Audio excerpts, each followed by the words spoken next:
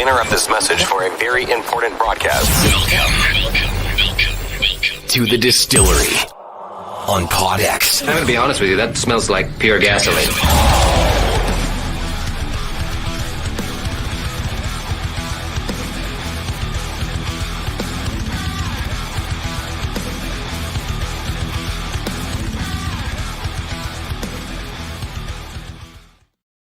Hello, friends. Welcome to the Distillery. It is episode 5. My name is Tony, and I'll be hosting today's episode, which is all about this crazy story I saw coming out of Mission, BC. But it's not something that's new to a lot of us. It's something we've all seen before and heard of before, where a girl was sitting on the ground. This video was captured, and she was covering her head like this, while two other girls were giving her the boots. And the person that was running the camera, because it's the type of world where everything's caught on camera now, was actually saying terrible things in the background, like, I'll give somebody $5 to boot them in the head.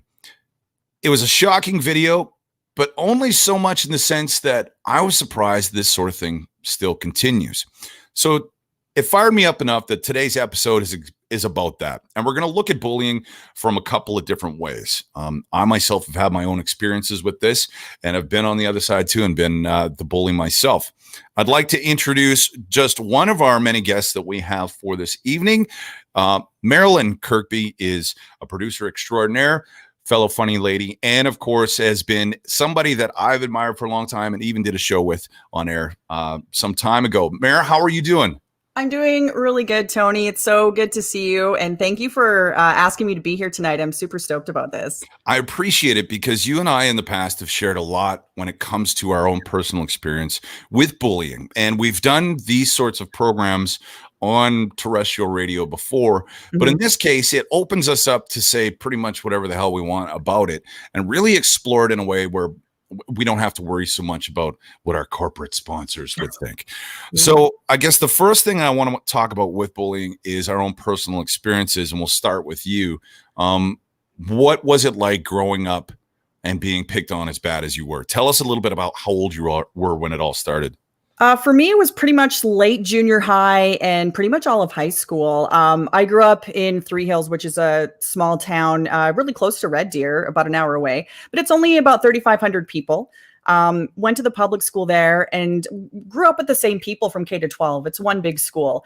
And as you progressively get to a later end of junior high, you're getting into like the 12, 16, up to about 16 years old. You kind of get your own little clique of friends, and everybody still has to interact with one another because my class is only 30 people. But once you kind of start to define yourself and define who you are, once you get, especially up to high school, that's where it became a real issue for me, because the big thing for me was I was listening to different music, and that music was not country music. It wasn't really metal music. I was listening to a lot of dance music, but I was listening to a lot of grunge music as well. And that really made me influence my fashion style, as it still does today. But I was kind of becoming my own self and like listening and just doing a lot of different things. And nobody else was doing that. And they found that, they dug into it. And it was just this specific group of girls, one specifically of the popular girls, that just would say stuff, behind your back, or not even to your face. She would say it as you were walking by. It was very passive aggressive, right? But all of her friends would start doing it. They'd make fun of my jeans. They would make fun of whatever I was listening to in my Walkman in art class, and just, I couldn't be my own self, but there was always something they would dig into. And I was also a very skinny kid, and I lived across the street from school. I'd always go home for lunch for school. And then it was all, well, you never see her eating anything, so there must be something wrong with that. And then that flies around, right? So it's just these things that get into your head. And then I started dressing different because I didn't want to get picked on. But then I hated it because I couldn't express myself. And it was more of for me, it wasn't anything physical, and I'm very thankful for that. But it was these really, really popular girls that just, would do anything just to dig into somebody and pull somebody else down. So was my big experience with it. Right. Well, that's a lot of what happens is they'll find anything. Right. So, for instance, in my school, which I think was around the same time, the Doc Martens were huge. Everybody had Doc Martens on. And if you didn't wear Doc Martens, you were a loser. Well, I, of Opposite course, for me. I mean, we didn't have the money for those things. They were ridiculous and they weren't really my style anyway. However, I remember actually caving and getting some like cheap knockoffs just to be similar close to it. But then they found out they were cheap knockoffs and it was even worse than You it can't was. win. So it's kind of a no-win situation. And I did on the other side. I did have a lot of the physical problems where I get shoved in the locker, get lumped up, or I'd get 3 or 4 of them that would corner me up, right? Really work you over. And I was a very timid kid. So that was a big problem for me. I couldn't find a way to speak out or even lash out or anything, right? So it just encouraged them further when I'd start piping up a little bit at a time, a little bit. And it got to the point where through my whole junior high in a northern Alberta town called Sexsmith that I finally stopped going to school in about grade 9. It was very sparsely even going to class. My grades were obviously tanked. My dad was up my backside because the grades were devastating. And I remember even trying to talk to my parents about it. And that was even a worse experience for me. Because we bumped into one of my bus bullies in a food court at a mall. And I pointed at him. I said, Dad, that's the guy that absolutely drives me nuts on the bus. And he turns and looks at him. He's like, really? That chunky kid over there, you're going to let him push you around? And man, was that devastating, right? It's like, Dad, that's not what this is about. To their credit, at the end of my grade 9 school, we moved. And they understood that I just couldn't deal with this anymore. So we got a whole new fresh start. Nice. And I made a promise to myself that I was never going to allow myself to be humiliated like that again because it had caused enough deep mental scarring. Yeah. And that's when I started pushing back and fighting and chirping. And I found my own little squad of guys that would die for me too. You know what I mean? Great. And I think later on in life that causes a lot of problems. This story that came out of Mission, BC, Marilyn, I'd sent you the article earlier today. Did you have a chance to look at it? Did you watch the video? Yeah, I did. I think there's so many things about it that bother me. I mean, I've never been that person to turn to violence, so that I will never understand that. I think my and I wish that stuff like that would never happen. My biggest issue with that is that all these people are standing around and no one did shit. Yeah. No one did anything to help her. Just stood there and then made the comments about $5 for this. And they're just doing it. They're like, oh, I wonder how many likes I'm going to get on social media. Yeah. Well, no one's going to give a shit about that. Why? Who cares? You're hurting yourself and you're hurting another human being. Like, how is this okay? It doesn't make any sense to me at all. And I wonder, like, what did she do to deserve that? There's nothing. Probably nothing. Yeah. Here's the thing is a lot of people will look at a situation like that, see where it happened on school grounds, and they might immediately blame the school faculty. So I was brave enough to reach out to a man I was terrified of back in school. I'd like to introduce my high school music teacher and a guy I still highly respect to this day. This is Mr. Eric Ron. Eric, thanks so much for joining us. I really appreciate it. Calling you Eric feels weird. It'll always be Mr. Ron to me. Okay, this makes me feel old, but okay. Yeah. Some of the questions I have is, when people really blame the school system, and I don't know if you've ever had to be on the other end to deal with the phone calls of something that maybe went on, but I'm curious, now that this has come to the forefront so much now, what does the faculty have, or what do they do now to prepare for these situations, or do you have regular meetings or even training on this sort of stuff? Well, it's evolved over the years. I've been teaching a long time, and I think that the first thing I'd like to say on behalf of schools and teachers, and that is the awareness is very high. And as we've gotten newer, younger teachers in, I think that they come in with a lot more of that training. I know my experience with going to university and stuff, that was already part of the program, and I was in there 100 years ago, so I know it's even better now, right? Hope so.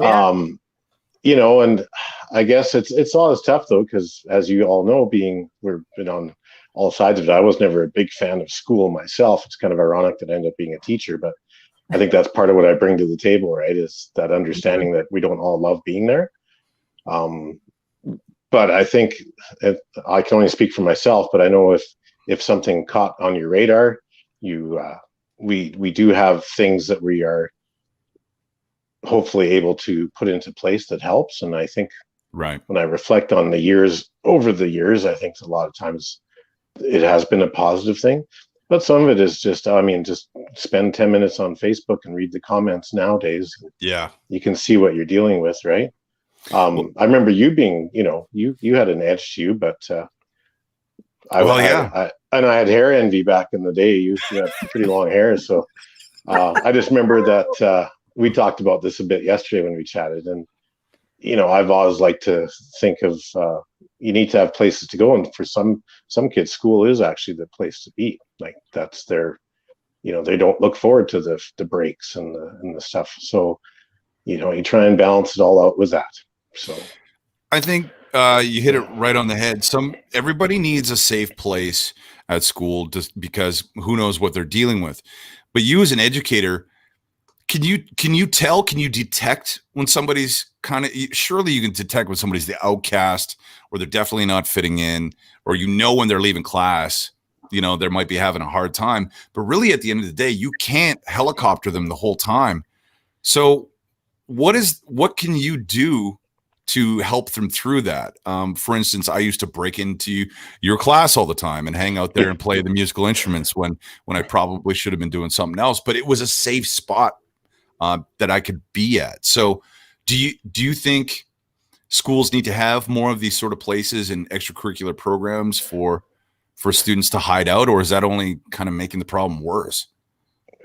It's a tough one. I know for me personally, again, I can only speak for my own things, but if I ever notice a situation like that, I find just acknowledging people, like a lot of times people just want to have a voice. They want to be recognized as a person for who they are.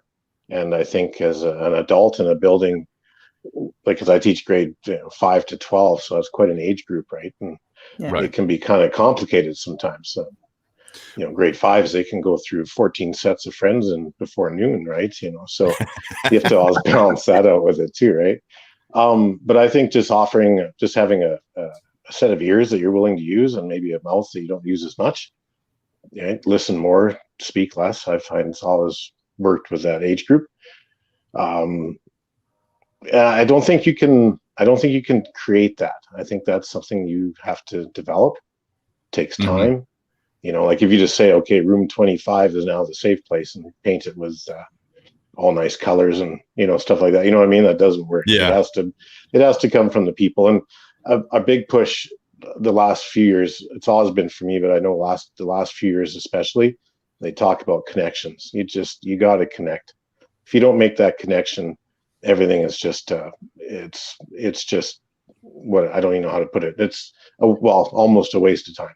Like I guess it's without that level fake, of trust, right? You have to have that level of trust for anybody to even come forward to you to seek either help or some guidance, and just out of curiosity, without naming names or anything like that, has that situation ever arose where somebody came to you and it's like, man, I'm really dealing with this, and then what can you really do in that situation?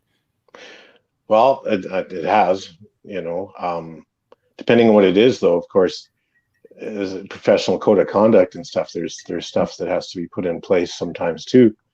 But luckily that gets out of my pay grid really quickly. So, Yeah. But it's so touchy. You're right. It's hard to dive right into it because you're now putting yourself in a situation of there could be liability. There could be a lot of different things involved with that. Well, yeah, and I've been fortunate in my career. I've always felt very, very well supported both in and outside of the building. And again, usually when it gets to that point where somebody is sharing something like that, you've had that trust, you've had the time put in, and that's usually with the parent, like the family as well. So I've, like I said, knock on wood, I've got a little time left here too, but it's usually been just offering that. Sometimes just having someone to talk to seems to help. And I think you're really lucky in a way where when you're dealing with stuff like musical instruments, it's already an escape item for somebody anyway.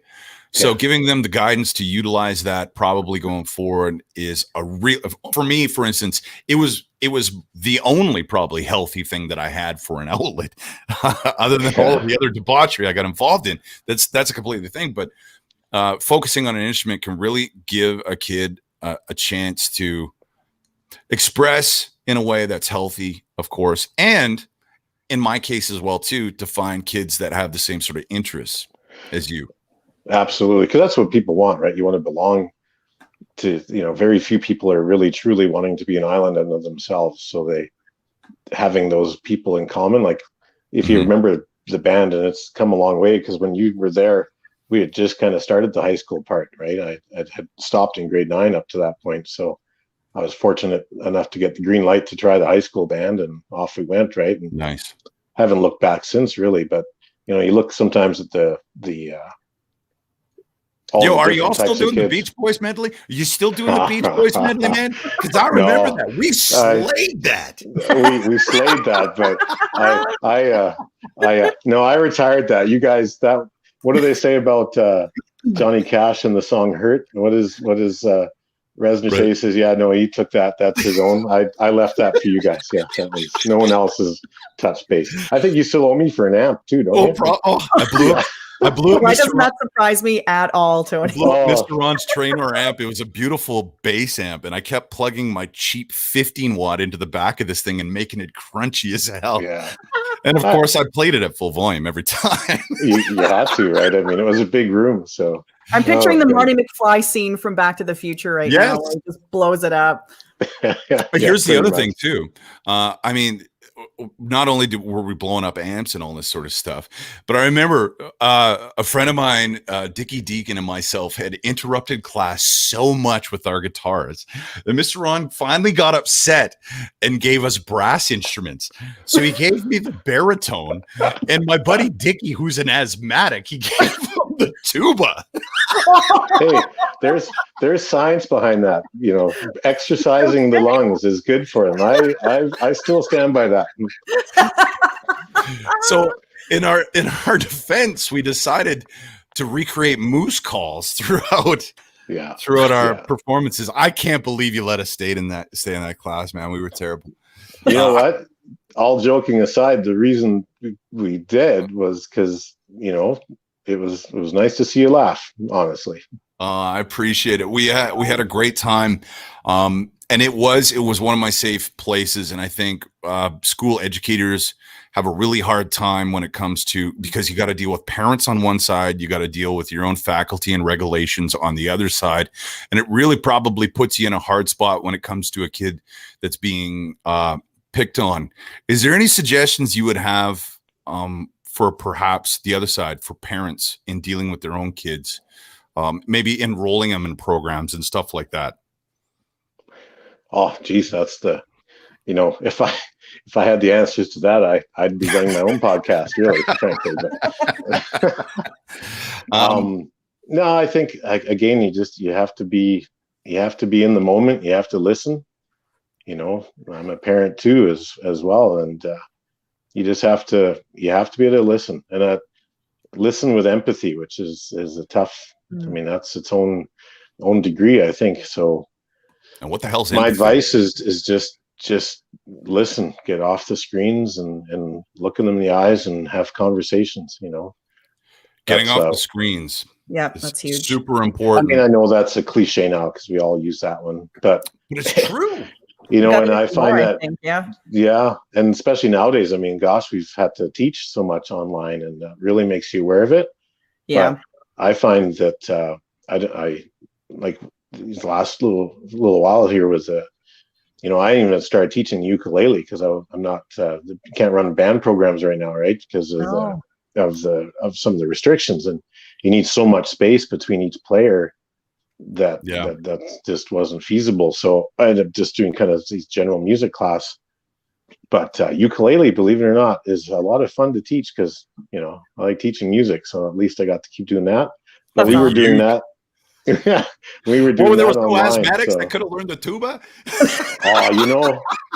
That you joke about that, but that kept you guys out of a lot of trouble. And just to clarify, I didn't give you like the nice baritone and the nice tuba. Those were old, Army World War I puppies. So I wasn't too worried. I think they held open the door to the supply room for the first 2 years I was there. Hey, I was just cleaning them for you. Just getting them ready for you, man. I sensed your arrival. Yeah. Oh man. I really appreciate you joining us, Eric, to talk about a little bit from your side. And I won't press you too much because I know you were obviously a current faculty member, and I don't want to get you in trouble, but I appreciate, number one, how heartfelt you are really when it comes to kids who are having a hard time in school or having a hard time fitting in. And it's great work that you do. I think for people out there that don't appreciate our music classes, you have no idea how important to some people it is and how it can affect a kid's life going forward forever. To have that skill, to have that outlet is really amazing. And I appreciate you joining the program. Well, thanks for having me. All right. It's great to see you again. I'm going to kick you off and I'm going to bring on a couple more guests. The other side of it that we got to talk about, Marilyn, is the sports side of it. As we talked about music programs and these sorts of things in school that can really help and give somebody a safe space. I would like to think that sports is a spot where everybody would be welcome, but we know that's not the case. There's a lot of times the one kid that's not good and the rest of the team grumbles when they get sent out on a shift or something like that. So I want to bring in Mr. Kirk B. Kirk, of course, is a schoolmate of mine. We've known each other forever. He is a huge football guy, worked with our Bucks, also for the Wildcat football rules. Don't forget. And no? And and Kirk, you've got an interesting perspective because you've been a player and you've been on the coaching staff side of things. So talk a little bit about bullying in the aspect of a team situation now, because I'm sure, although it's a parent, you have to be careful with the way you handle it because it'll affect everybody on that squad. Well, and exactly. And a lot of the talk surrounding bullying when it involves sport, all of a sudden it centers on the hazing, right? That rookie initiation and getting those new players in and treating them as much like garbage as you were treated, to get you back, to get them back for what you had to suffer for, et cetera, et cetera. And I mean, that's a pretty good example of what bullying is across the board. 99% of the time you find that somebody that's being a bully is making up for getting bullied somewhere else. So as far as the hazing goes, it's getting to be pretty universally accepted in youth sport, specifically, that it's on the way out. It's zero tolerance. There's no more room for it. There's no time for it. There can't be a place for it. And that is where my philosophy sits, is that we can't have that. There's another side to that where a lot of people say, this is where you get that team feeling. These kids have to go through what everyone else had to go through and earn their place on the team and things like that. And I agree with that 100%. I've always felt that it could be done without humiliating the person that's there. So it does the opposite of what the purists, the old school, the old guard in sport, when they say you need to have this hazing, you need to have these people designated as rookies that are treated as such, because it builds that team and it's part of that. And I think they've found pretty conclusively, from personal experience as well as studies and whatnot, that it does the opposite of what you're trying to achieve. I've said specifically in youth sport, once you get to high level sport and things like that, maybe it's a little different when you get there. And I mean, I've never been there. I'll never be there as a coach, as a participant in any way. But I do feel that in youth sport especially, there's no place for it whatsoever. And I can say that fairly conclusively, having been on both sides of it. I mean, Marilyn, did they have, like, because you dealt with not so much the macho Camacho football side of things, right? But you were on the gymnastic side of things. Yeah. Was there anything like that in place, or you just had to work your ass off to be part of the squad and do the reps and do well? Or because you've seen the coaching and you obviously, or you're part of the coaching, so you must see this with the girls in something that might not be considered violent, but I'm sure it can be just as cliquey. I think so. I think from more of a female perspective, or at least with my experience, that I feel like it's been more, or with any of the sports that I've done that have been, just straight up female, it's always been a little bit more, it's not so much physical. It's always just a lot of words, a lot of hurtful words, and a lot of trying to get people on your side to try and back up your opinion and try and push your thoughts about, well, I don't like that person, so I'm going to make everybody else not like them too and make them uncomfortable and try and make them quit. I didn't see that a whole lot, luckily, in my experience training or anything, but I have seen it in the last few years with a lot of girls. And I don't really know where that kind of stems from, about why they feel the need to be that person, but it's really hurtful. Like if you're especially trying to exclude somebody out of something that we're all there to enjoy and are loving, it really puts a damper on it for the entire team. So it's a tough one. I really don't know where it stems from, but I always feel that if I ever see it, I've always tried to, keep an open ear, try and make everybody feel more inclusive, and sometimes even try and get to the bottom of it. It's tough, but sometimes you do have to sort of talk it out a little bit just to sort of see what's happening and try and make it better, try and make it a good experience for everybody. Well, Kirk, for you, to deal with maybe a kid that isn't as good as the rest of the players and is obviously not doing well, how do you make it cool to tell the rest of the team that it's your job not to outcast them and try to limit their time or anything like that, but try to fucking help them be better, right? Like, how do you make that cool? Or are you just going to be like, all right. You know what I mean? What I've done in my experience hasn't so much been to work on the rest of the team's perception of this kid, for an example, so much as to work with said player specifically to understand their worth to the team and be able to, it's a growth mindset type thing, to be able to understand that your improvement is more important than your production on the field, on the ice, in the game, things like that. And that's really where it has to be, because sometimes you can work until you can yell and scream or talk or reason or plead and beg until you're blue in the face, and you can't make bullying go away. But what you can do is improve a player's self-worth enough that it doesn't affect them the same. We can't make it go away. It's been around for probably 200,000 years since we were walking upright and not climbing in the trees. It's not going away. We need to help these kids understand how they can, I don't even want to say defend against it, because you don't even want to acknowledge it. You just want them to see that the learning path is the path that they're going to go on. And one, it's a side note. I've coached a few different sports, but football is by far my favorite sport to coach, because there's a spot for everybody. I was born and raised the fat kid. That's where I experienced a lot of my bullying, was due to my size, due to my lack of speed, due to my lack of any athletic prowess whatsoever.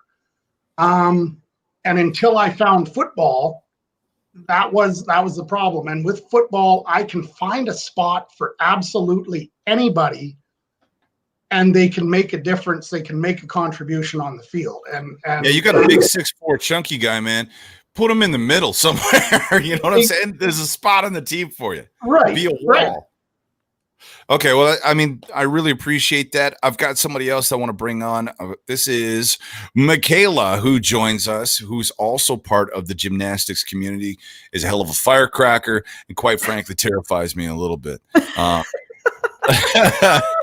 I see, Michaela, is your mic on? You live? Yes, it is. Tony and All I right. golfed once, and he got to see me at my best/worst. Oh. Yeah. It was fascinating. I'll say that much. let's just put it this way: by the 7th hole, I was teaching the beer girl how to do cartwheels. That's right. Yes, that's wow, my I girl. forgot about that. Yeah. Mm, Yeah. my head hurts immediately thinking about it. But I mean,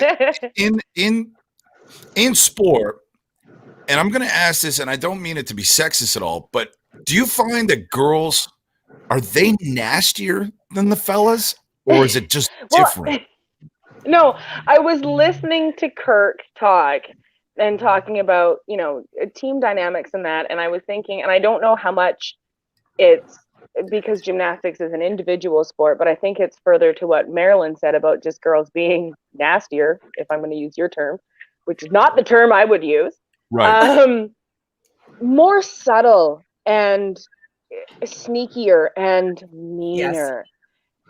Because it's not even like someone did a bad play and then they're going to get shit on by their team. Gymnastics is an individual sport, but that doesn't mean that you're not waiting your turn, right? And I see it as young as 6 years old. You have kids that are standing in line and you've got like a kid poking another one, just making her life just physically uncomfortable. And then you'll have like these two become friends. They met, 4 weeks ago. Now they're best friends in class and they hate this other girl.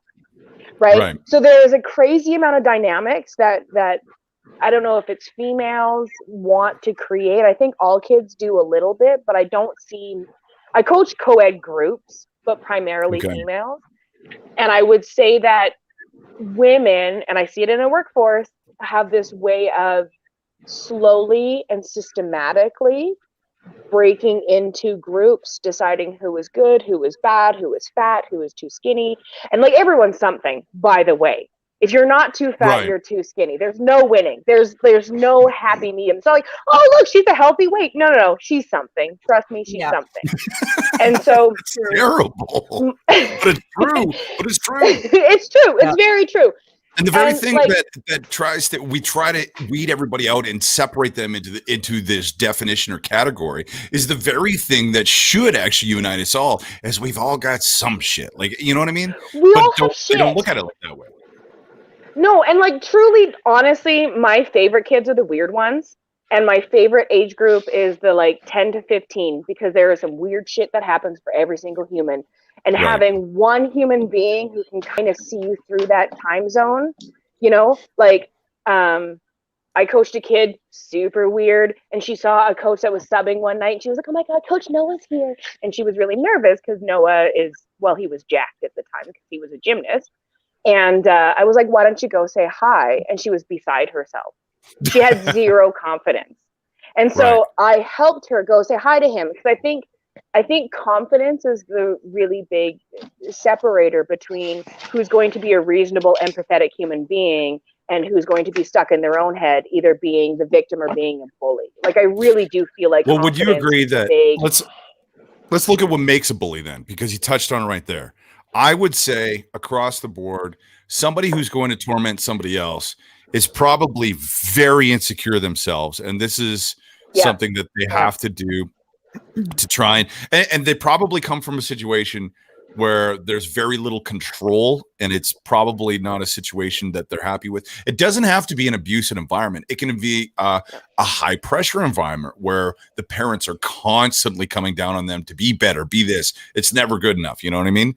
So when you push somebody else around and you establish dominance, if you will, there's a level of control. Now, I'm talking from a male side of things. What we haven't even really touched on is the male side of bullying is usually fairly physical. That's what surprised me a lot about that story from Mission BC, was to see the girls get to that point, because the psychological effects of the technology that we have available to us and the ways that you can absolutely torment somebody now compared to when we were in school is a whole different ball game. Yeah. It's the same shit though. It's just online, and then trickier for everyone to police and everyone to deal with. And I think that's just as an aside, I think that's where, having conversations like these are really important, because there are kids that are going to feel siloed on even as basic as Instagram, feeling bullied. And so, unless they know that this is a thing that they can talk about, like talking to kids about anxiety was a game changer. Well, I have a question on that. Actually, Eric, are there rules in place when it comes to social media and school? And there's because you can't monitor that, but you can probably tell if something's going on, right? Well, actually, the schools, it is quite their access to the various apps and stuff is very much they can't just access whatever they want. It's okay. And it's they have all different systems, way out above my knowledge base, but a lot of stuff is blocked off. But we do have many times there's been in services about safety online, because the whole privacy thing too, right? Like the big thing before was I'm such a dinosaur, I don't even know half the terms anymore, but the whole concept of these screenshots. So something that maybe appeared on, you sent out for just a brief moment, somebody catches it on a screenshot, then it's theirs and they put it wherever. Like those kind of things we've had. I would say, I don't know if it's hundreds, but it's many in services, because as you know, knowledge is power. So we just try and teach them, and we have them. We run the same things for parents too. They're welcome to come. We've had many times examples of that. Can everybody monitor it all? Absolutely not. I had a chat with teens once about that, because they were all using Snapchat, and so they figured that everything was disappearing. And I used to coach a team, and I caught wind of teenage girls, by the way. We caught wind of a group chat that had most but not all athletes on it. And so we sat them down and we had a chat about it. And beyond the chat about just don't be an asshole, Right. And that, like, you were once a beginner too, and you remember when you were 10 and you started and you didn't know your ass from your face. Well, that's where they're at. You're 17, get your shit together and be a fucking ambassador. Right. I said it with less swear words to teens, but I remember when I did say to them, like, I know you feel like everything is ephemeral now with Snapchat, but you know what? Screenshots still exist. And I remember the moment clearly, because there was this look of fear that just washed over the whole team. And I was like, they had not considered that. And the internet I is still forever, man. The internet is forever. And I really wondered to what extent I may have saved a 16-year-old from doing something really fucking stupid as an 18-year-old, Yeah, well, that's like it. realizing that like ephemerality is really not something that you can control. Well, Marilyn, one of the things that I think it comes down to in people stepping in to stop this, because one of the things that really struck me with the story that originated, that we started this conversation, was two girls kicking the crap out of another, while you can plainly hear a whole group of people standing around, not only witnessing, but in some cases cheering it on. Mm-hmm. Do you think that in today's stage of technological advancements and everybody just presenting themselves to the world digitally through social media apps, that empathy has really kind of come down, or is everybody so concerned about how they look on social media that they're scared to step out in a situation, right? Yeah, I think you nailed it. I think they're all afraid to kind of step out and be their own person. I feel like now it's all concentrated on how much do people like me, especially online. It's not even real like, you know what I mean? Like that like button, half the people you don't even know are giving you likes. Like, what is that doing for you in the end? Absolutely nothing. But I think we're a part of a culture now where that's looked upon as a great thing. If you have all these likes and then your friend finds out about it and then they think it's cool. It's just this whole thing. I think there is not a lot of empathy left anymore. I think it's all about kind of a status. It's all about, it's a me, and how am I looking? It's all this stuff that I don't know. In our generation, I feel like no one gives two shits about, I think we're more empathetic, but I think that's something we kind of need to pass on and teach these kids, because more and more stuff like this is happening, which is completely outrageous. Well, it's kind of twofold, right, Kurt? You think about it, not only you self-focused internally entirely, but now there's another reason to really pick on somebody because they don't have as much likes as you or followers or some noise, right? Well, and it's entirely, bullying is contagious. Absolutely contagious. What do you mean? It takes one kid to start it, and people will pick sides fairly quickly, and human nature gets us to the side with the more people. We want to fit in. We're a societal animal. We're a social animal. We want to be part of the majority. And if the majority is dominating over someone else, that's the side you want to be on. We want power. We want to feel in control. We want to feel in power. And once it starts, it's really hard to stop that domino effect. Right. But it does only take one person, that one voice of reason going, hey, this is not okay. And all of a sudden, a lot of people that knew it wasn't okay but wanted to be a part of the majority can now step back and do that. So it's early intervention. When I talk about it as coaching, Eric, with teaching, if you can recognize it early enough to head it off at the pass, and then after that, you're 100% relying on the morality of the mob to put an end to it once it's begun. And I wouldn't want to be on the receiving end of that, because I don't know if we can trust the morality of the mob as much as we could 50 years ago. And maybe somebody will tell me, oh, you're crazy. This was just as bad 50 years ago, and it's better now or sure worse. It was. But I don't want to have to. I'm not comfortable to be the one person in a group that says, guys, this isn't okay. This is not acceptable. Even as an adult coach in a group of kids, it's still uncomfortable to walk in there and be like, guys, this isn't okay. Mm-hmm. Yeah, that's where modeling comes in. Eh?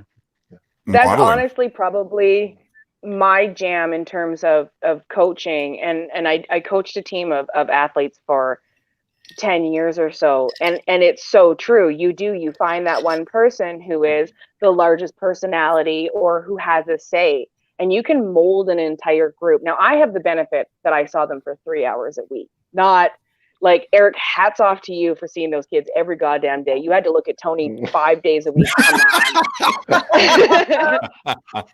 But I see kids for 3 hours a week, and I had a coach mentor of mine say that you are but a circumstance in their life, and you can be a positive circumstance, but you are still only one circumstance.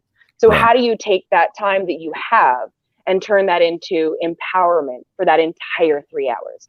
And the longer that I coached a team and the older that those kids got, the less that it became about gymnastics. And yeah, I coached some badass skills and taught some shit that I didn't even get to do as an athlete, and was very proud of that. But the thing that I'm more proud of is having 6 years of a group of 16 teenage girls that got along. Are you kidding me? That should go on my resume in special skills, because it is that matter of like, how do you keep that group getting along? And it's subtle. It's subtle AF. Right.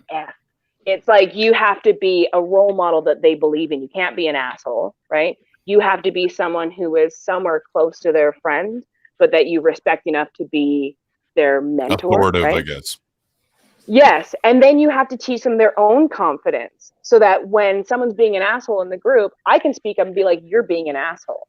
But the more that I empower other kids in that group to say, hey, actually, you're being an asshole, then the more power I've given that child to have, 1, confidence, 2, empathy, and 3, just the ability to be a little objective over the group.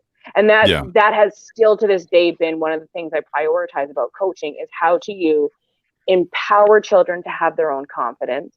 How do you empower children to be the person who's willing to step up? If it's scary to be an adult and step up, imagine what it feels like to be 15 years old and feel like your entire personality might be on the line based on what you say. You might stand up for yourself and have 6 other people be like, you're a fucking dick. But you might stand up for yourself and you might have 10 other girls go, Yeah, you're yeah. absolutely right. And you might have diffused a situation. Yeah, there's clear moments where you're like, if I do this, this is social suicide, and you know what I mean. Yes. And your social life is basically everything. One of the things Kurt kind of touched on too is, that feeling of not knowing what it's like to be constantly lumped up and humiliated. But I wanted to bring forward a little bit of my own experience with that, because that's what converted me into somebody that was far more. I mean, I ended up bullying myself, and I'll tell you why. Even knowing how terrible that felt with the humiliation of being picked on, and everybody would either scatter from you or only take you at face value. Even in knowing what that felt like, it was easier for me to torment somebody else than it was to be the tormented. And for the rest of my life, that kind of sticks with you, because, I ended up being this very cagey person where I don't like, I can't deal with the humiliation thing again. And I will get very angry and put, backed up real quick, because it's still to this day something that sticks with you and you can't really wash that away. That's how long the scars of something like that will stay with you. And I think, Marilyn, you can agree that there's things to this day that you probably do or deal with, or maybe you'll catch yourself every now and again, just because of what happened, right? Yeah, it really for me, it nailed in on my confidence. Like there's some times too where I'll be like, oh, maybe I shouldn't wear that. Or are people going to look at me if I do my hair a certain way? Like I'm 44 years old. Like get the fuck over it. It's true though. And I go, oh shit, like get a grip, but I will. Like there's a couple times where I'm like, oh, I have a silver pair of Doc Martens now, which I'm super proud of. But sometimes I'll wear them to work for the first time and no one's seen them. I'm like, I hope everybody's cool with this. But then I'm like, nah, I fucking love these shoes. But yeah. I do. There's always those little bits of self-doubt. But looking back on it, though, with the bullies coming to me with all those shitty comments and just digging in and just pulling that away from you, I'm thankful for it in a sense that I know that it turned me into a person that I never wanted to be. I'm like, I will never, ever be that person who's going to do that and drag somebody else's self-confidence down like that. I think in a roundabout way, it's made me a better person for it. It is absolute garbage, but I think in the long run, I'm a bit thankful for it, because I'm the type of person, if I see that stuff, especially now when I'm coaching gymnastics like Michaela does as well, if I see that stuff happening, I can recognize it and kind of do my best to sort of diffuse it, or, talk to them, or just, try and figure out something's going wrong and try and at least make it right for that 1 hour, at least, that we have them for that week. This is going to sound really messed up, Marilyn, but for those of us who've had to deal with that kind of torment and humiliation, and to hit the social rock bottom, if you will, there's kind of a social liberation with that I don't think everybody gets to feel. And you kind of touched on it, because it's like, you know what? I'm now old enough, or, I don't give a shit anymore. So you're truly free to be as weird as you want, and you don't give a shit anymore. There's still so many people out there that are so concerned with their image. I mean, and look no further than Snapchat or something like that they're so concerned. The fact that we have filters on photos to make us look a certain way, like think about that. And we're letting little kids use this. And the liberation that comes with, there's finally that fuck it. You know what I mean? Just whatever. Be you. That's where the best music comes from. That's where the best creative outlets, I think, begin. And I wish more people would experience that without having to deal with all the bullshit. Yeah, I agree. I think it's really cool that you had Eric growing up and having him as a wonderful what a beauty. Band teacher. And Eric, it's really cool that you're here today too, by the way. I didn't know you were coming, because I think Tony and I did a show for a couple of years, a little bit more, worked together for like 7 years altogether. But so many times and so many conversations for the two of us, music is something that saves our soul. And you came up in conversations so many times. All the time. And I just thought that was so great. And I'm glad that you're here today to put a face to the name and just say thank you on behalf of kids like us that were band nerds that really, look up to. Like, I mean, I'm going to tell you right now, my band teacher wasn't great. She was thrown into the position. She did what she could, and I'm thankful for that. But I feel like you're really involved, and you're really a part of it. You've been doing it for a long time. So kudos to you, because I know a lot of schools now are getting those kind of programs pulled. So I love that you're still doing that. Well, thanks. And it's, Kirk there, he's a band parent guy, in the background. Yes. So it's always fun to have awesome support like that. Now, I do have to say, I'm again a dinosaur, so my phone is almost dead. So Okay. I'm going to be chowing out here, but it's not because I feel bullied. I'm just, my phone is dying here. Oh wait, I got one more thing, because I've got the glow lamp on me now. In school, in school, we used to bug Mr. Ron all the time. He'd be coming down the hallway. We'd be like, the light off your head. Oh God. But Eric Ron gets the last laugh, because guess what? Later on in life, That's karma, Tony. shield your eyes. Yeah. Shield your Oh eyes. man. I think I have Especially more after hair seeing that now. high school Yeah. photo this week. Thank you so much for joining us, Eric. We really appreciate it. And maybe in the future, when we start talking a little bit about music and band classes, all that sort of stuff, you're welcome to come back anytime. Well, thank you very much for having me. Nice to meet all of you guys, and we'll see you around. Thanks. See you later, boss. Thanks for being on the front lines, Eric. What a beauty, Hey, this Tony guy, and right? Marilyn, Yeah, can buddy. I ask you a question? Oh God, I'm Based terrified. on what you said, you both implied that you were shit kicked mentally and emotionally, and sometimes physically. And then on the other side of that, you became these amazing, incredible human beings that I feel privileged to know. Wow. Thank you. I was mostly talking about Marilyn. Of course. Hey, but how much do you think bullying shaped that, and how do we allow children to feel liberated? How do we feel people, not even just kids, but humans, to feel liberated to be their weird selves without having to go through this turmoil, without having to go through this mental quagmire? Oh, wow. Excellent question. I don't know. Does it start with being more vigilant as a parent and mentor, or just to always instill these values into kids before that stuff happens? Or do you have to teach them after that happens and what to take from it, take the positive from that negative situation and make it better? Kirk, I don't you're know. a parent. Tough one. You know what? It's the, what's that phrase? Prepare your child for the path, not the path for the child. Right. And it all boils down to that self-worth. You have to give these kids a defense mechanism instead of trying to protect them from everything that's going to offend them, because we are not going to get away from that.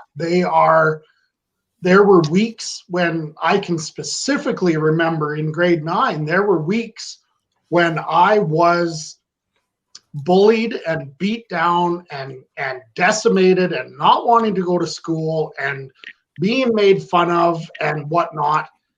And even being on that end of it, my answer wasn't to work through any of what they were saying or talk to somebody and get better about it. My answer was to dump shit on someone else. So it's always going to happen. So we have to find a spot to break that cycle. We have to, and it's going to be easier with the kids than the adults. Earlier to some things we were talking about before we came on air, that with some groups, it's a little bit of a lost cause. It's too late. But we just have to teach kids to be able to handle that, right? So that they can work their own way through it. So it's going to happen, but they can defend themselves internally, because that's the problem, is when the bullying gets so bad that, like Tony said, now you're bullying yourself. Now you're buying into that bullshit that you're hearing. Now you're buying into what everybody else has said. Now you're doing it to yourself, and you don't even need the bully anymore. You're the best bully to yourself that there is. And we need to break that cycle so that you can keep that behavior up, keep that self-worth know that it's there. Help them. If Help we're them really survive. honest though, Kirk, like let's be real. Like it's like kind of like you touched on it earlier. Like this shit ain't going nowhere.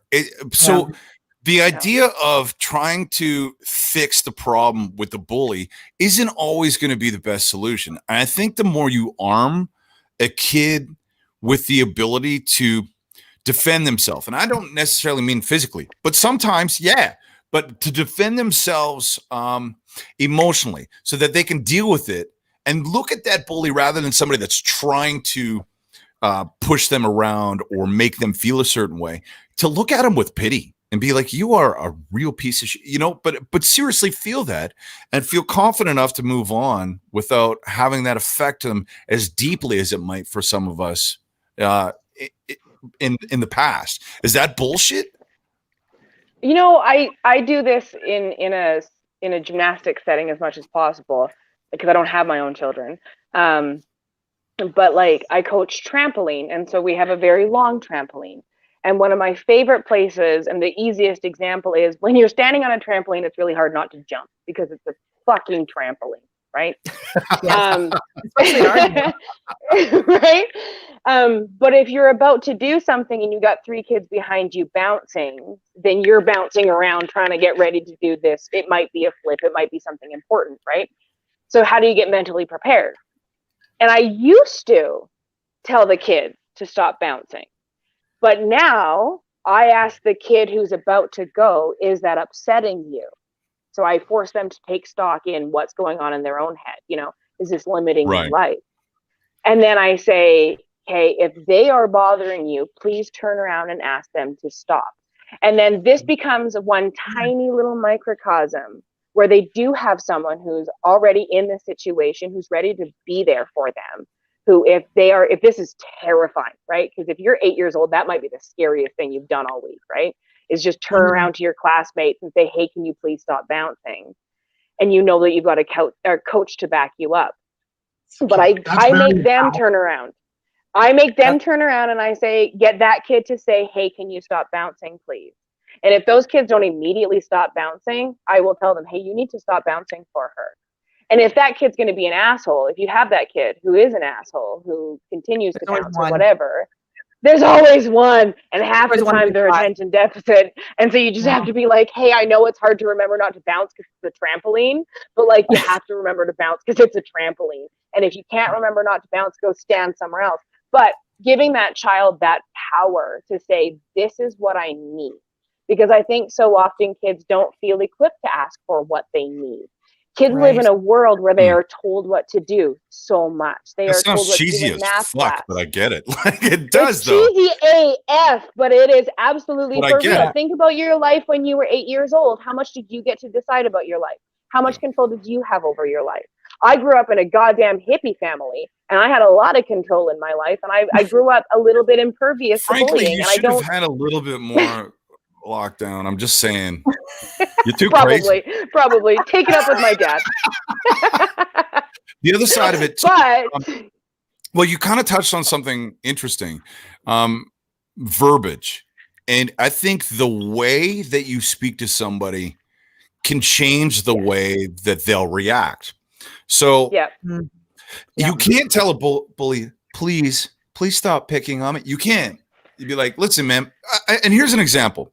Did you guys see the Sarah Silverman incident that came out where she was doing a live stream just like this one, but somebody was just ripping on her nonstop. And she actually, instead of, just losing it, tell them to fuck off, right? Instead, she changed her mindset and asked, yo, like, what's going on with you? Are you okay? And then showed that compassion and caring. And then found out that this person was having a really, really hard time, and basically everything was coming up snake eyes for them. And finally, this person opened up, poured their soul out, and instead of, going, well, that's what you get, actually decided to help this person. And I bet it changed them for life. She diffused this person where they'll probably never really do that again. They're more cognizant of their own issues, right? There's a trans model that does that. He gets all kinds of hate messages in his Instagram and that. And instead of even just ignoring them, he actually engages them and asks them like, what's up? And he's posted a lot of them. I can share it with you another time of these conversations that start out with this person being really hostile, like, because he's quite androgynous. And this person's very hostile about like, you know, what are you? And, you know, I don't understand you. And I don't know if it's fear-based or what it exactly is. It just, he makes them uncomfortable. But then he says like, he'll engage with them and just start having a conversation. And the minute that they realize he's a human being, they become human beings. That anonymity. You know, we are all human beings. It's terrifying. Kirk, you're so right, man. Yeah. The anonymity of the internet. It's definitely different. It's a lot easier, I think, nowadays. I think it's a lot easier to confront and try to diffuse or get to the bottom of a physical bullying situation where somebody's getting beat up by another kid that doesn't like them. I think it's easier to get that cleaned up than it is anonymous, continuous trolling online. I think we've seen that more in previous years where it doesn't end well. Somebody that can't get away from the online bullying, choosing to end their life. What's her name from Nova Scotia? Was it? Do you remember that story? Oh, I wish I could remember her name. Was Amanda something? Was it not? Yes, Amanda Knox or something. But it was exactly that. And couldn't get away with it. And that phrase that I say, you know, the internet, the anonymity of the internet has gotten people too used to being able to say something without getting punched in the teeth. And that fear of retribution, that fear of getting that back, and not always physical, but it's just with, like you said, with Sarah Silverman or with a lot of situations where it's like, you know, dude, why are you doing this? What's going on? I can give you an example, Kurt. You touched on it and you hit it right on the head, the internet and the anonymity. So for instance, when I do a radio program in Maryland, you know about this, and I'm sure anybody that does, listen, you get comments, you get people trying to tear you down. Yeah. But here's the difference. With our text machine, they don't know that we can see their number. So, oh yeah, I guess, I'll dial them up after a big long shit post. I'll dial them up and I'll be like, man, you know, is it that bad? And I tell you what, it's not even person to person, but if you have them on the phone, the tone changes right away. Yeah. Because now you're not shit posting to a page. It's a person on the other side. So I think that really changes people's mindsets altogether. And it's the age-old idea of you two warring siblings. You can sit in the same room together until you figure it out, right? And it changes it rather than slamming doors and ranting and raving. Now, the idea that the internet problem continues on too, not only with the anonymity of it, but with the bullying is on there. When somebody shit posts one thing, it almost gives somebody license to jump on board. And we can see it even as adults don't have the ability to control themselves. And I think here's why, Kirk. See if you agree with this. The internet has trained us to react. If you see something guess what? You give it a like, you give it a love, you give it a care. If you see something you don't like, you give it an angry or whatever. If you say something you really don't like, you shit post on it. Do you think now we've all been trained to not have, or we don't have the ability anymore to just go, meh, whatever. Like we have to react now. And I don't think that's universal. That's definitely that's the subtle art of not giving a fuck, right? If you've read that book, if you've dealt with some of these, you see it sometimes. My resolution for the year is to not argue with people because it's going to help my inner peace. And somebody says, "Wow, that's really stupid." Yep, you're right. And walk away from it. And I mean, it's freeing, it's empowering, but you got to have your self-worth in place to do it, because you got to not care about their opinion, good or bad. Yeah. So but the truth is everybody's opinion. Like we care. You can say you don't. you can you can have the tools to walk away from it, but like it still matters when somebody discredits how you look or how your performance was or anything like that. It still sucks. Some people are just very good at going, well, fuck it, I'll do better next time. Other people, it hits them so hard that it'll funk them out for the next 3 days, you know? Well, and I can definitely get to that point where I'm just like, when it's a situation that agree to disagree works and you can walk away from that, that's fine. But all of a sudden, when somebody dislikes me, even though I've got a good solid core of friends and I'm confident in what I've got and I'm pretty happy and I'm a really damn likable guy. So when you don't like me, that's really going to eat away at me because I'm the most likable person I know. And I think you're pretty fucking rad, Kirk. I'm just going to say, man. I've known you an hour and I like you a lot. Agreed.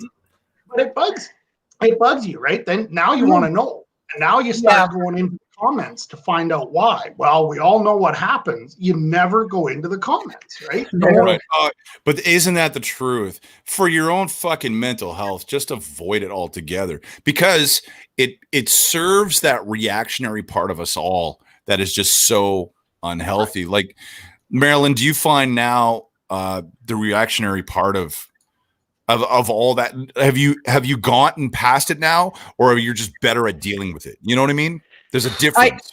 I'm at the point in my life where I'm just like, I don't give a fuck. I don't have time for negativity. I think I'm overall fairly positive, even keel, kind of happy person. And I just don't have the time or energy physically, mentally to spend on any of that negativity. Especially just social media in general right now. And especially in this past year, we've had a lot of changes in our world.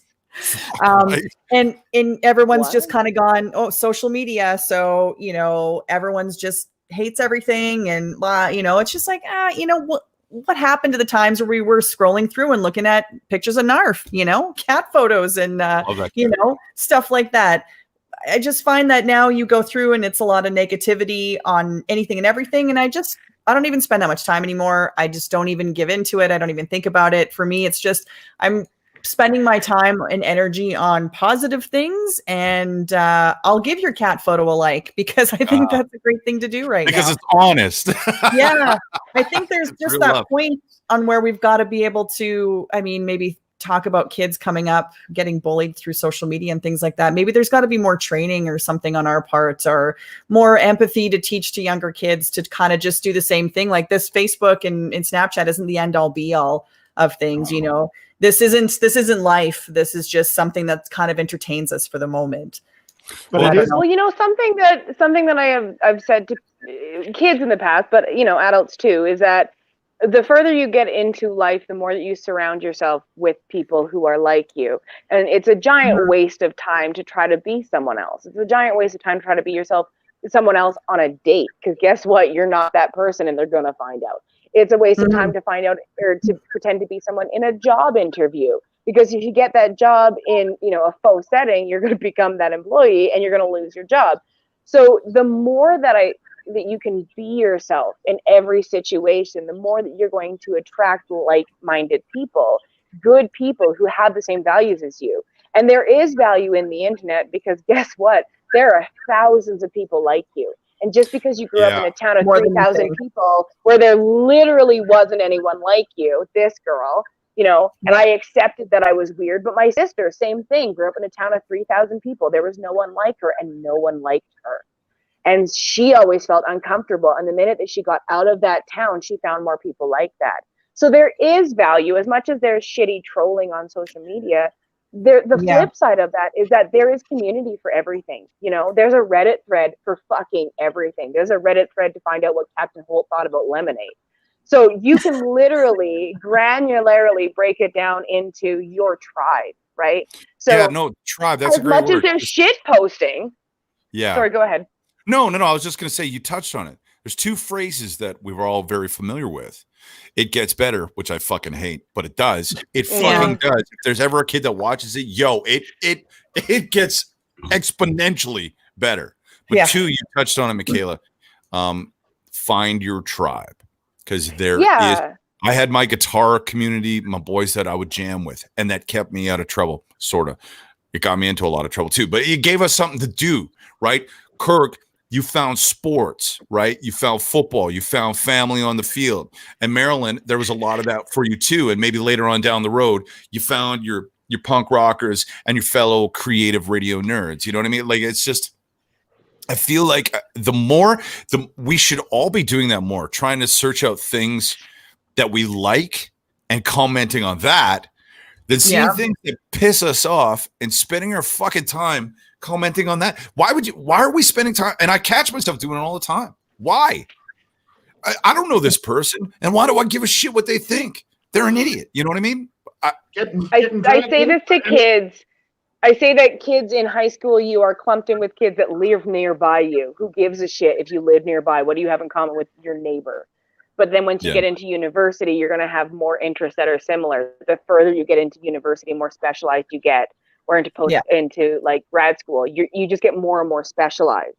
And so you become more and more surrounded with the people who are like you know, and you find those people that support you and love your weirdness. Something that might have been weird in elementary school is celebrated in like a theater program if you're like me, or a radio program if you're also like me, or in a gymnastics setting if you're also like me. Also like you. It's about you, a lot of things. Well, Kirk, it's all about me. But it's true. You find more things, more people, and more interests that align to yours, and you are allowed to flourish as a human. Right. Kirk, now that you're a parent, and I've got a boy too, and he came up through the whole age of social media. What are you teaching them? What are the kind of things that you're passing on to them? I don't even know what you can do with this anymore. Yeah. There is a lot of time spent trying to let them let go, trying to teach them, or, well, at this age, straight up tell them and say their problems aren't your problems. Don't take their shit that they're dealing with and you're not having to, and dump it all on yourself.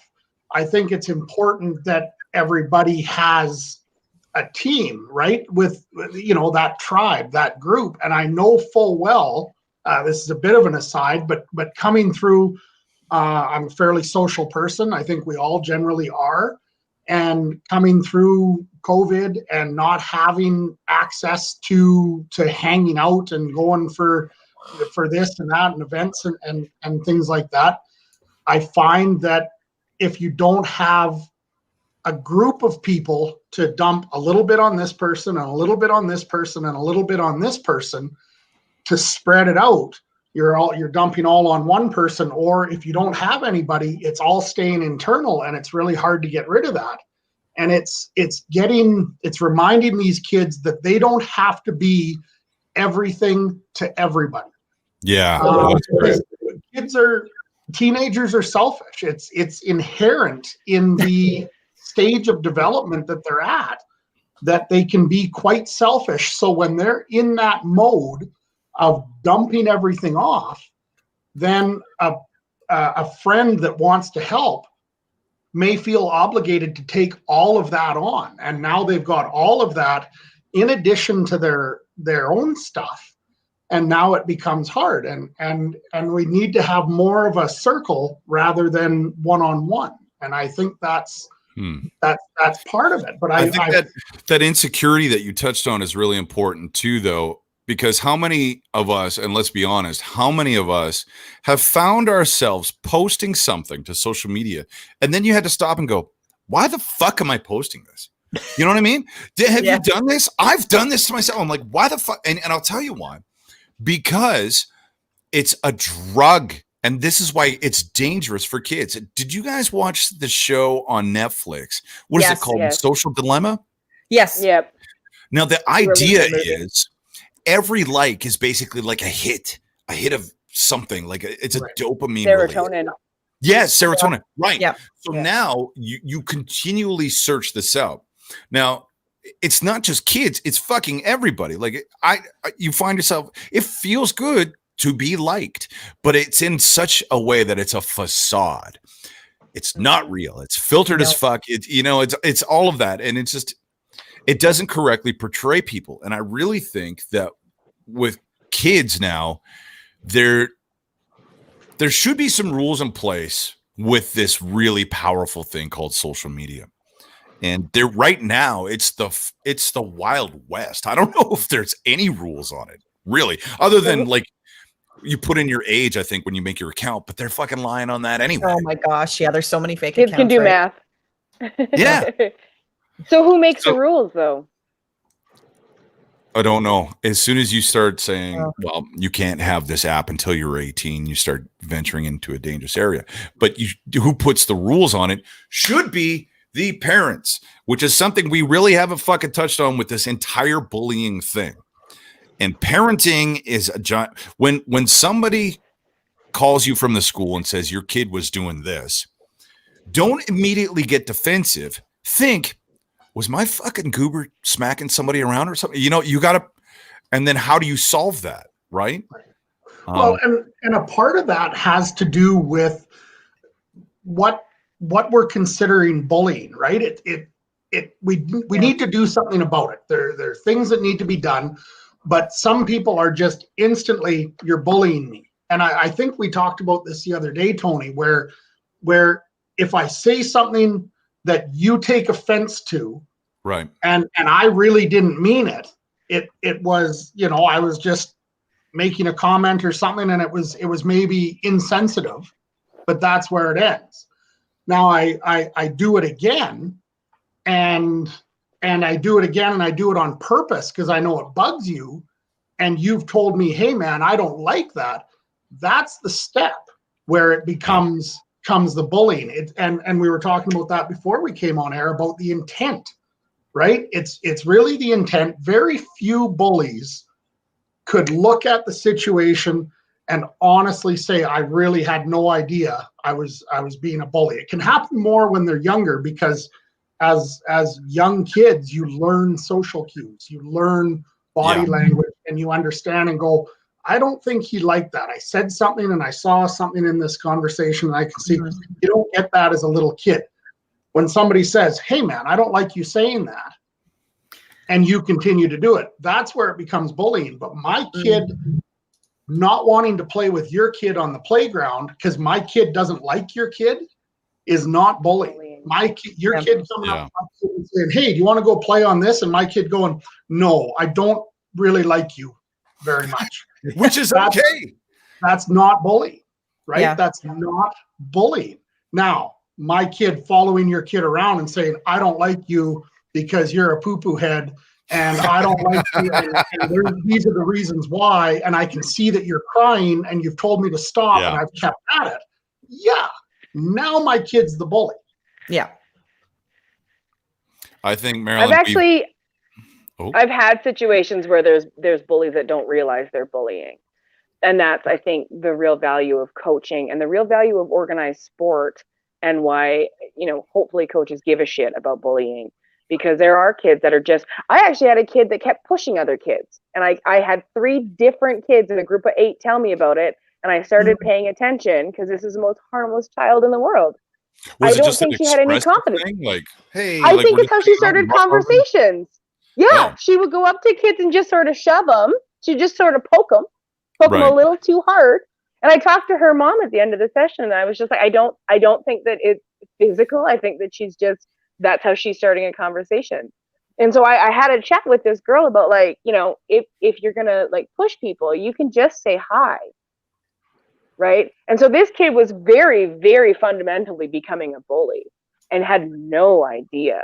And I think the subtlety of female bullying it's very tricky, because I think there's a sense of power that can come from being a bully on a very small scale. Oh, you ladies know how to be nasty. Let me tell you, like, I've seen some stuff like in word circles and heard some stuff. Damn. For dudes, it's usually push, push, push. Let's go outside and fix this. Ladies are sneaky and nasty about it. I don't know if that's wrong, but that's how I see it.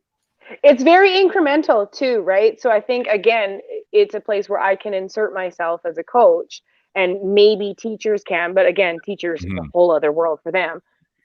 Where you can kind of get in there before it becomes a problem, because I think there is that same serotonin drop of having a little power.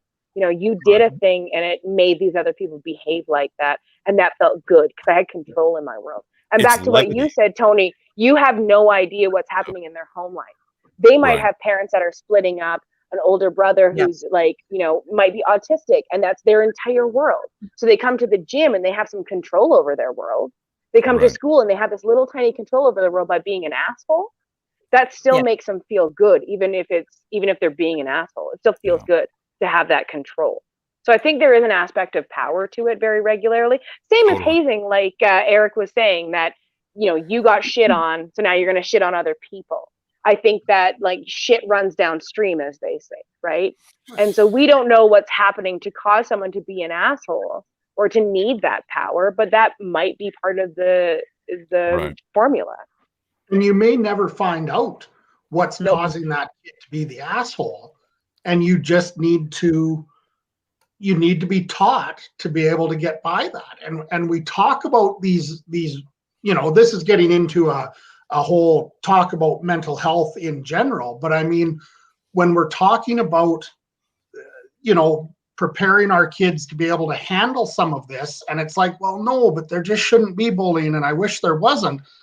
If you turn it into equate it to something that's a physical problem, right? That the bullying is a mental problem. You turn it into a physical problem, and you say, you know, there's a problem with, from my youth, you know, that hole in the ozone layer was getting bigger and skin cancer was climbing and doing this. We didn't sit there and try to figure out, I mean, we did. We tried to figure out how to fix the root problem. But in the meantime, we put on sunscreen because that's what we could do to protect ourselves. So we raise our kids, we raise our students, we raise our players, our athletes to be able to put that sunscreen on to defend themselves against the bullying, because there isn't an off switch for the sun, the same as there isn't an off switch for the bullying. So we have to, and if you equate it to something, cool way of looking at it. If you equate it to something physical, all of a sudden it makes perfect sense. But when you're talking about mental health, then there's that whole aspect. Everybody does it, where it's just like, well, you just have to get over it. Well, or guys, you just have to do this, you just have to do that. We need real steps. Well, on that note, Kirk, it looks like I'm about ready to wrap the show. We've really covered a lot of this, and frankly, we could talk forever on this. We really could, but I love all of your perspectives. Thank you so much. I would like to give you all a chance for closing remarks. Kirk, go ahead. Is there if there was somebody watching right now that's having a hard time, and I don't care if you're an adult or a kid, maybe what you would say to them, or maybe if it's a kid who's being a piece of shit, whatever you want to say, the floor is yours. And you know what? I wouldn't know what to say in the situation. It's so situational. There's no right answer. There's no wrong answer. It's just honestly, you know, look for help. Don't be afraid to ask for help. There's a difference between asking for help and being a tattletale or being considered tattling. And maybe you need to do that to get there. But I would just like to believe that every kid that's in this situation does have somebody that they can go to and say help. Right. And breaks my heart that there's likely people out there that don't. And again, that's where that random stranger walking by that disaster in BC going, hey guys, we have to stop this. We can't do this. Right. You know, and I guess that's something I'd like to say to everybody, not so much that's in the situation, but as a bystander, neutrality supports the aggressor.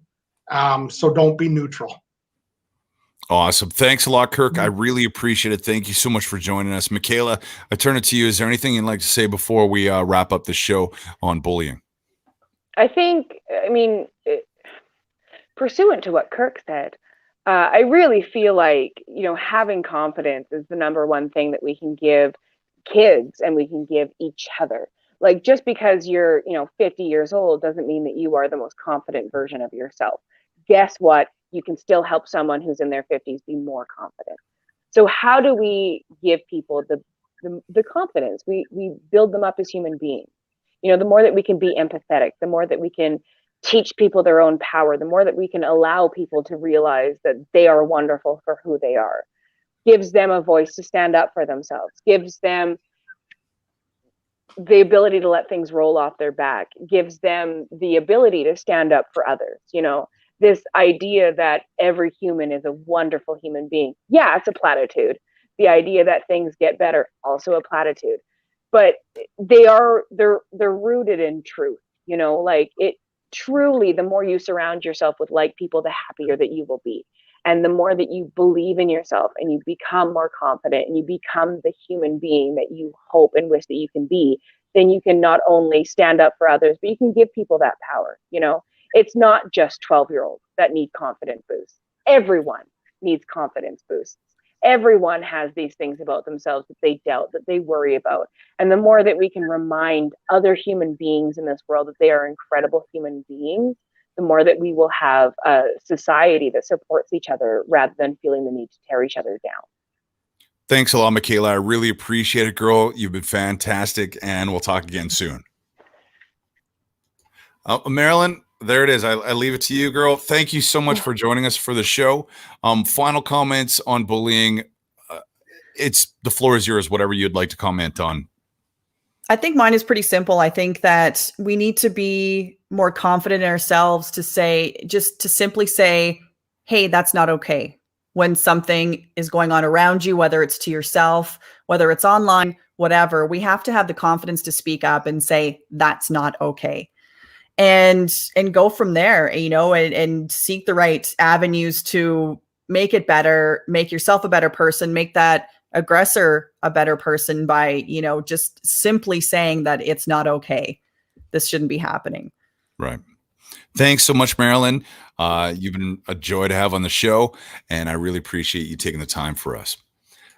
I guess final comments, guys. I just want to say, listen, it's very simple. Kirk asked me the question, if I could go back in time and change anything, would I? The answer is no.